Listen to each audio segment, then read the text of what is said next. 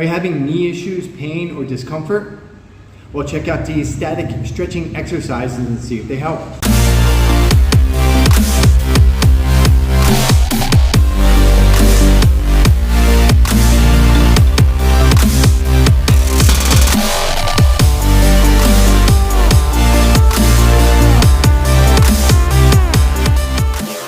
Hey, what's up everybody? My name is Jason Kelly and I'm creator of The Balanced Body. Hope everybody's having a great day today. Knee pain sucks because it really interferes with your fitness and you need your fitness to be healthy. Also, it really interferes with a lot of daily activities and lifestyle.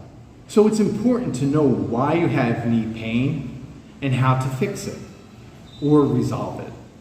Now there's two ways to look at your knee pain. One can be from a medical perspective where maybe you have a meniscus tear, arthritis, osteoarthritis, an injury, or a previous injury that has weakened the knee. And then there's the other side, which is the dysfunctional side, or I should say functional movement side, where you have muscle imbalances between the quads and hamstrings. Maybe you have weak glutes, maybe your ankles are not strong enough, maybe your calf muscles are too tight, and maybe it's because your hips are in a poor position. Now, this would be the functional movement end, which is dysfunction and misalignment between your joints and muscles. So by improving the balance of strength between your muscles and by stabilizing your joints, you can be aligned better. And when you're aligned better, what happens is this disperses tension and force into a better position. Think about it like this. If your one muscle, say your quads are really tight, it's going to pull down on that hip flexor. Okay? And with the hip flexor pulling down, it's going to weaken your glutes. And so when your hips start to tilt in this forward position, it puts more pressure onto your knees. And so by fixing the hip position, strengthening the glutes could just be possibly one issue that's affecting your knee pain, that is creating your knee pain. And so you have to look at it from two sides of the spectrum. Is it a medical issue? Okay, we need to take a little bit more precaution in what you're doing with your exercises. But if it's a functional issue, we need to fix the dysfunctional and misalignments first in order for your movements, your squats, or whatever it is that you're doing for your legs, lunges, to work better.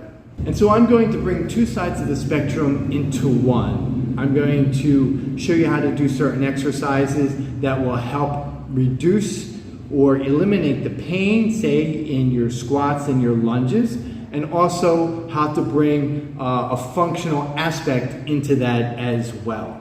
Okay, so just so you understand how this video is going to work, I'm going to show you a series of stretches and how to do those stretches properly so your knee is in a better position. Because, like I said, if you're in a dysfunctional end, that means that when you're moving, that your knee is picking up on that tension. Fix the dysfunction, make it functional, therefore you'll move better and more effectively without pain. But if you're on this medical side where you have arthritis or some type of issue, then we need to reposition your knee that's in a more stable position so you don't exacerbate the pain and make it worse. So you can make it, so you still can do leg exercises, you just have to taper your squats a different way, you just have to do your lunges a different way, and it can work for you.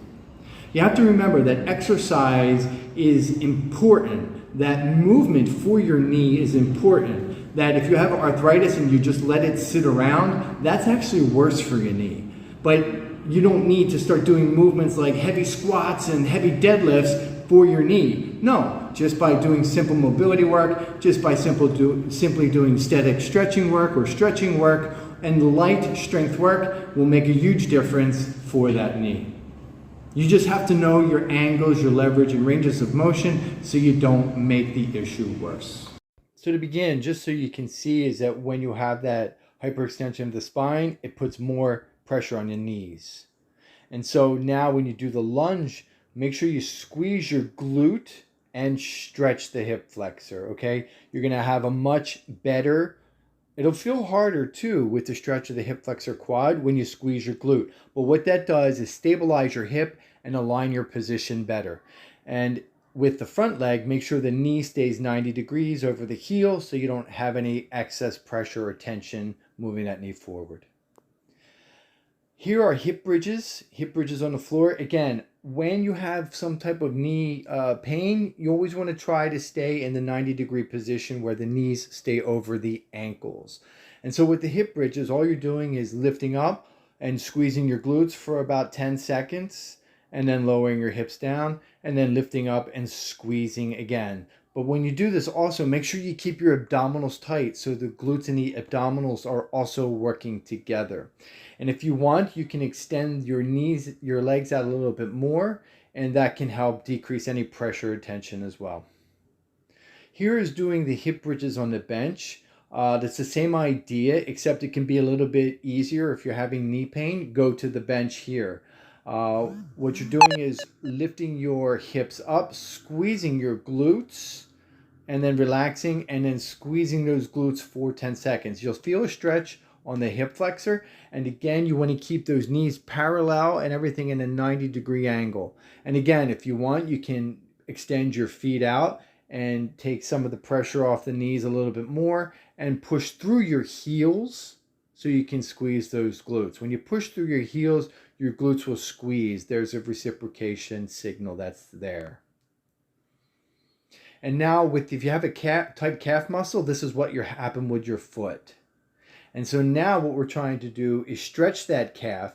And as you stretch the calf, you're trying to create more strength in the ankle, because if the calf is too strong, it's going to pull that ankle open like I showed you in the photo before this exercise. And so that's what we're going to do. You're going to push into the bench, and you want to squeeze your glute and quad here as you're doing the stretch, and that'll increase the stretch on the calf. A lot of people just do calf stretches. And here, to work with your ankle and strengthen your ankle, if you can, slightly bend your knee. Don't go for full range of motion. Just start bending the knee slightly and make that ankle tighten. This is the single leg deadlift, and so start by bending over, stretching the hamstring. Put the weight into the big toe mid-foot, and after about 10 seconds, you can shift back onto the heel. Keep lifting the hips up toward the ceiling, and keep trying to stretch that hamstring. So you're just trying to stretch the hamstring from a few different points, from being in the front of your foot to the back of the foot. And this will really help with any kind of knee issues if there's an imbalance in strength with your quads as well. What you want to do here is slightly spread your feet wider than your shoulders, and you're going to stretch your inner thigh. So as you stretch your inner thigh here, you want to squeeze your glute. Again, squeeze your glute.